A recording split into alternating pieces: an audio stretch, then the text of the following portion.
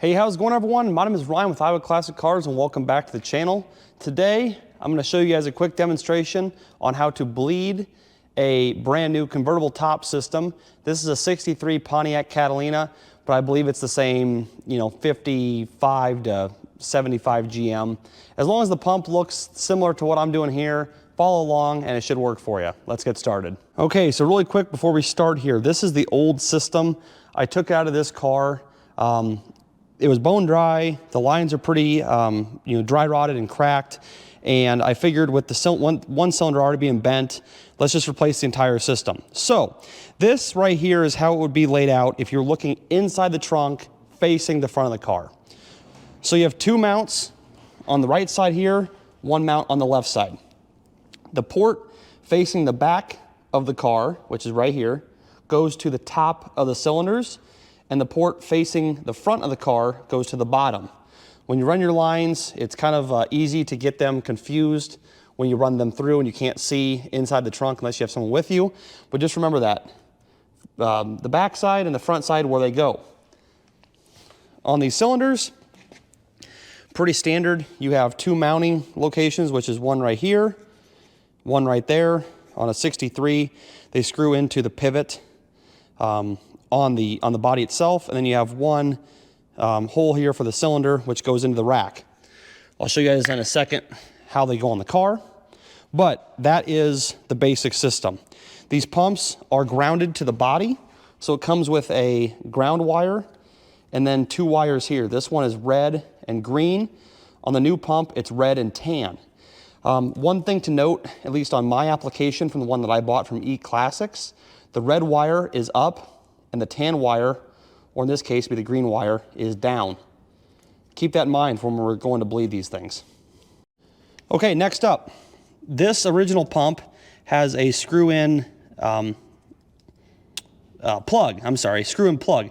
The new ones, or some of the new ones, come with just a rubber plug, which makes things a little harder, because if you have one or you buy one that is a screw-in type plug, you can just buy a barb fitting, put a hose on it, and then it keeps it a lot cleaner for you. However, in my case, we'll go over here to the car, and as you can see, it's kind of a mess in here, but we have a bottle, which is right here, full of ATF, or automatic transmission fluid, and a hose that goes into the pump.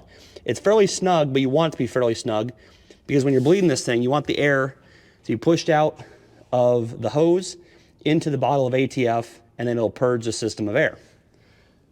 I just want to show everyone this because if you're working by yourself, it can be kind of tedious. In my application here, the top was down. I could not get it folded up by myself, and everything was unbolted. It was just a real pain. So what I did was, on a 63, 64 GM, you have the actual mount itself, which mounts right there to one part of the top.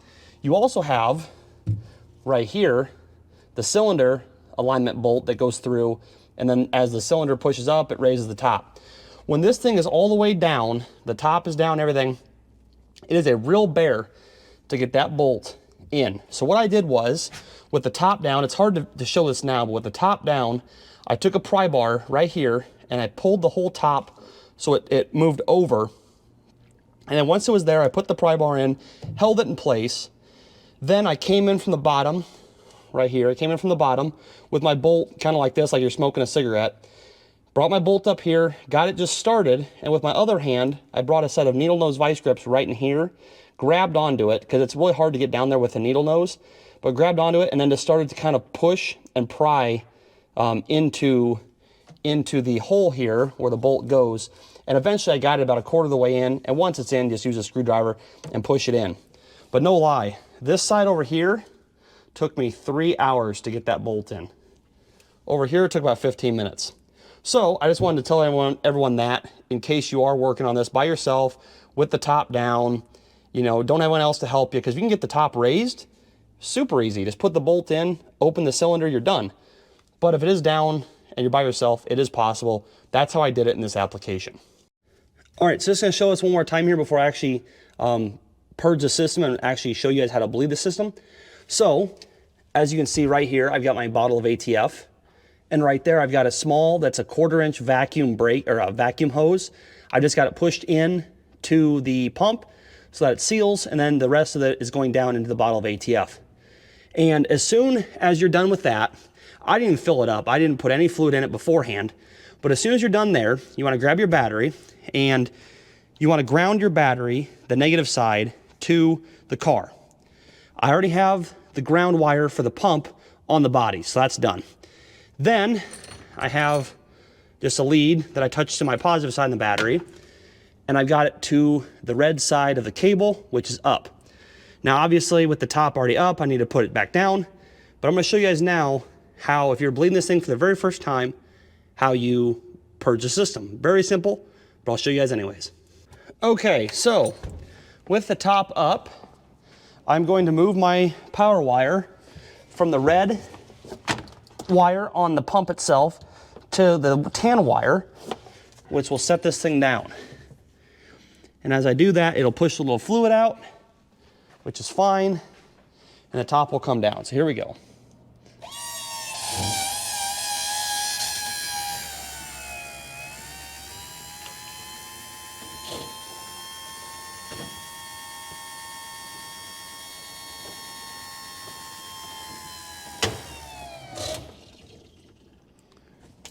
Easy peasy. The top comes down, and as you can see here, it's bubbling because it's pushing some air out. Easy enough. So I'm going to leave this just the way it is, and as you can see, I had my power wire to my battery on the yellow side of the pump, but now I'm going to push it to the red side of the pump, and we're going to send this thing back up. I'm going to put the camera up here so you guys can see the air and how it functions. It's really hard to do this by yourself also. So if you have some friends, because as you can see here, I've got it kind of situated to make sure it doesn't go anywhere. All right, so here we go. Also, you don't want to do this too many times in a row. The pumps do get pretty hot. So maybe like once up and then twice, or once down, and then let it cool off for a little bit. But when I started this for the very first time, the pump was empty. There was nothing in the pump. I just had the bottle full of fluid, and I had it feeding into a hose. And as the cylinders go up and it's purging air, it's sucking, which is sucking the fluid in, and it's purging the air by itself. So here we go. Top's going up.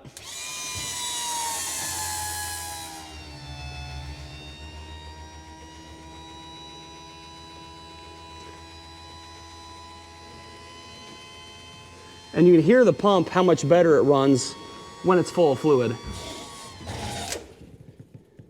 And once the top is all the way up, you can see the bubbles are coming out. There's some more air. It's being purged. You repeat the cycle a few times, and then you're done. You'll just take the hose out, put your plug in, and you're all done. So we're going to run it down one more time, and then I'll show you guys the top going up, and that's it. Okay, so we're on the yellow now. We're going to come down with the top.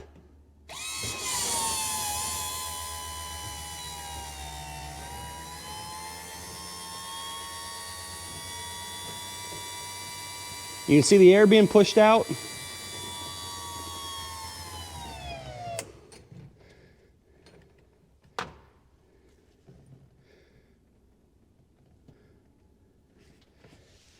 Very simple. Once you actually know what you're doing, we had our wires backwards originally, so we were, with the top down, we had it on the yellow, so we were actually trying to close the top, and it was just sucking air. And then with the top all the way up, manually, we were just trying to help it up. We were on the red wire, and we were kind of doing the same thing. So red in this application from E-Classics, this pump, red is up, yellow is down.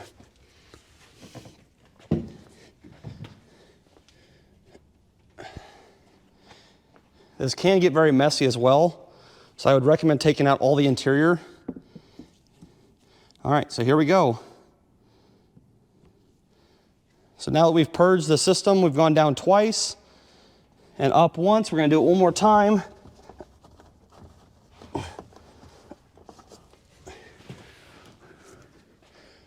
We're on our hot wire.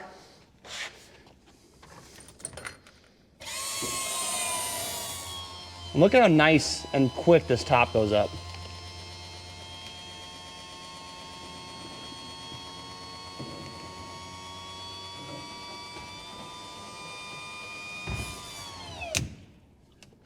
And that's it. So the reason I filmed this video today was there are some videos out there, and they're very good. Oh, one thing to note, if you're working on an old top, this back here was so tight, it would not allow the top to come down all the way, so I did have to cut this, unfortunately. I mean, but the top is shot, but at least it works. But the thing is, the videos out there on the internet are pretty good, but I wanted to show a real-life application, you know, of a part that you buy online. I didn't get it from Classic Industries, I just got it from eClassics.com, and I wanted to show, you know, with the plug, how to do it when it's not a threaded, you can't thread the barb fitting in there, it's just a rubber plug. And then also, you know, the colors are different, red and tan versus the red and green. So wanted to show everyone for that, or, you know, for that application, just how easy it is to do it. When I ran my lines and the cylinders, I had everything dry, I got it all bolted in, and then I added fluid. I know there's some videos out there you can bench bleed these things, but in my experience is putting these in, it was a real bear trying to get the cylinders down in here and then the lines, because they're a little long, but just getting it all done inside of that little pocket right here would have been a nightmare. So I just actually pulled the cylinders out, I extended the lines as far as I could, I tightened up the fittings, and then I pushed everything back inside and tightened it up. So no need to bench bleed. You can if you want to, but in my experience, it was a lot harder.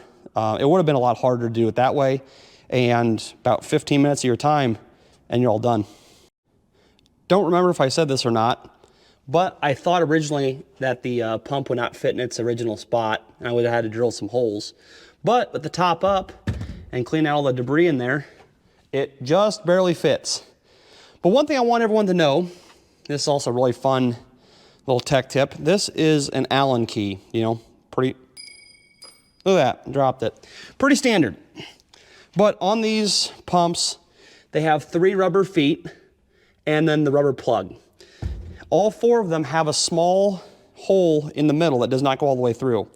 And if you try to actually just push the plug in or push those little feet down into the body, you're gonna really struggle with it. So what I found that works super nice is take the Allen key, put it into the hole of the plug, and just push down, and it goes right in. So if anybody's struggling to put these in, just use a little smaller Allen key than the diameter of the rubber hole. All right, everybody, well, that's the video for today.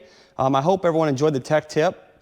This was not fun to work on. I understand why people get a lot of big money now to work on convertibles, because putting this stuff together was not easy by any means, but it is doable. And I learned some stuff along the way. I want to pass that along. I'm not an expert by any means, but I figured, hey, if someone can get some benefit out of this, someone like me that sees this video, you can do it yourself. Don't pay a shop, you know, $300 or $400 or $500, whatever it is. Just take the time, try to do it right, learn something, and it is possible. So if you guys enjoyed the video, leave a thumbs up, leave any comments, questions, concerns down below. And if you're brand new, make sure to subscribe. I'm always working on cool stuff like this and finding cool stuff like this. Thank you all for watching. My name is Ryan with Iowa Classic Cars on YouTube and Midwest Patina LLC on Facebook. And I'll see you guys in the next video.